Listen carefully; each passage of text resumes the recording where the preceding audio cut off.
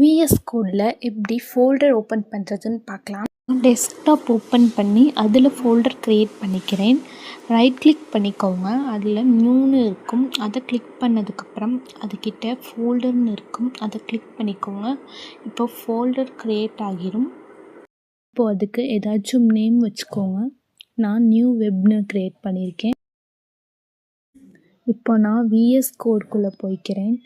இப்போது மேலே ஃபைலை கிளிக் பண்ணதுக்கப்புறம் ஓப்பன் ஃபோல்டர் கிளிக் பண்ணிக்கோங்க. ஃபோல்டருக்குள்ளே போயிடும். இதில் நம்ம க்ரியேட் பண்ண ஃபோல்டர் இருக்குது பாருங்கள், க்ரியேட் பண்ண ஃபோல்டர் இருக்குது. ஸோ அதை கிளிக் பண்ணிக்கிறேன். கீழே செலக்ட் ஃபோல்டர்னு இருக்கும், அதை கிளிக் பண்ணிக்கோங்க. இப்போது நியூ வெப்னு சொல்லிவிட்டு நம்ம க்ரியேட் பண்ண ஃபோல்டர் VS கோடில் அப்பியர் ஆகிருச்சு. இங்கே நியூ ஃபைலை கிளிக் பண்ணிக்கோங்க.